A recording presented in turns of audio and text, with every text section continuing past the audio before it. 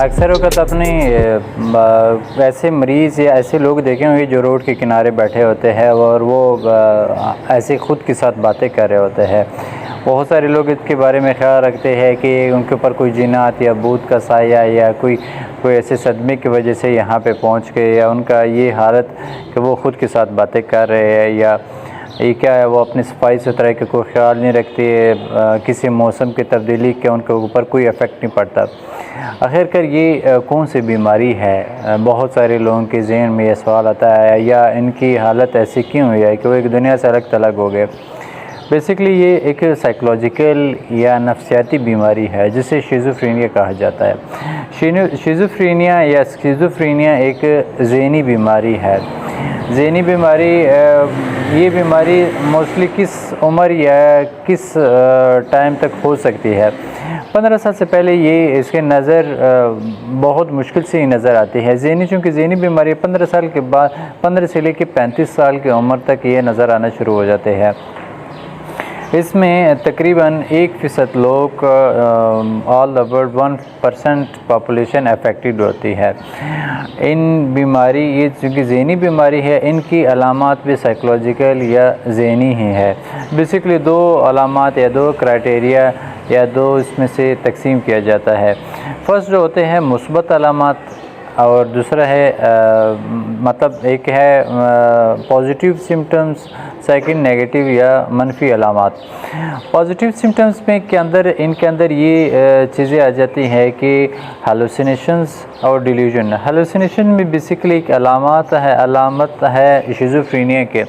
उसके अंदर इनको जो जैसे पहले मैंने जिक्र किया था कि इनको ऐसा लगता है कि आप कह रहे कि वो ख़ुद के साथ बातें करते हैं, उनको वो चीज़ें नज़र आती हैं और वो उन चीज़ों के साथ या उन जो चीज़ें उनको नज़र आ रही होती हैं उनके साथ ये बात कर रहे होते हैं।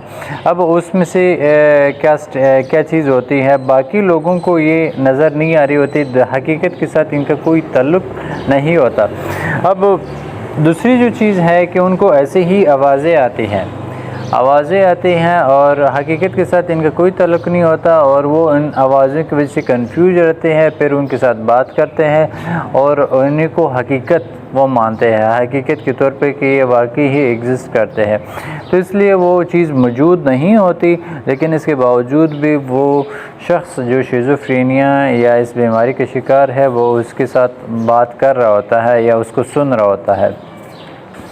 डिफरेंट अलामात है इसे में। जो सेकंड बड़ी सिम्टम या बड़ी अलामत है वो डिल्यूजन है। डिल्यूजन में क्या चीज़ होती है, इनको ऐसा लगता है कि फ़लाँ बंदा मेरे पीछे पड़ा हुआ है, या फ़लाँ एजेंसियाँ या फ़लाँ मतलब कोई पुलिस कोई आर्मी मेरे पीछे पड़ी हुई है और वो मुझे मारना चाहते हैं, या कोई शख्स मेरे ख़िलाफ़ कोई बड़ी प्लानिंग कर रहा है, या मैं कोई बहुत बड़ा ऐसा पर्सन हूँ जो मुख्तलिफ़ शक्लों में उनको फ़ील हो रहा होता है। लेकिन हकीकत के साथ अगर इनका कोई ताल्लुक़ नहीं है तो ये डिल्यूजन कहलाते हैं। लेकिन अगर कोई शख्स के साथ वाकई ऐसा हो तो फिर उसे हम डिल्यूजन सिम्टम नहीं कह सकते हैं। लेकिन अगर वो हकीकत के साथ या कोई ऐसी चीज़ है ही नहीं है तो फिर ये इसे पॉजिटिव सिम्टम के अंदर सेकंड बड़ी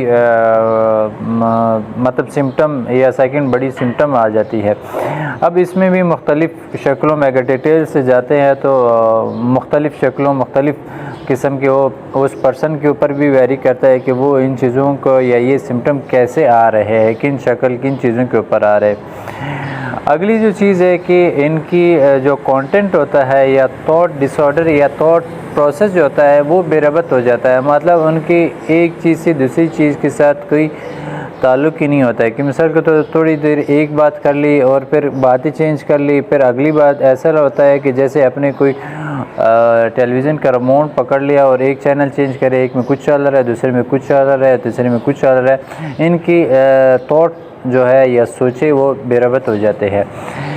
जो सेकंड बड़ी जो डिवीज़न है वो उसकी नेगेटिव सिम्टम्स है। नेगेटिव सिम्टम्स में basically lack of motivation lack of interest, मतलब इनकी जो दुनिया के साथ या दुनियादारी के साथ या बाकी सोशल इंटरेक्शन या लोगों के साथ लेन देन के ताल्लुकात में उनकी मोटिवेशन बिल्कुल कम हो जाती है, अपना ख्याल रखना भूल जाते हैं और एक किस्म के ऐसे सिम्टम आ जाते हैं जिसमें समझिए कि उनके अंदर कोई एनर्जी ही नहीं होती। और ये एनर्जी ऐसे कि उनके बिल्कुल खाने का फ़िक्र नहीं, किसी चीज़ की कोई फ़िक्र नहीं और एक अलग थलग रहने शुरू कर जाते हैं। ये उनकी नेगेटिव सिम्टम्स के साथ होते हैं। अब क्या लाज़मी है ये सारे सिम्टम मौजूद हो? मुख्तलिफ़ मरीज़ों के अंदर ये होता है कि सारे सिम्टम एग्जिस्ट नहीं करते, कोई एक सिम्टम या 2-3 सिम्टम कुछ अरसे के लिए, एक टाइम के लिए, टाइम फ्रेम के लिए हो तो फिर उसको शिज़ोफ्रेनिया करार दिया जाता है।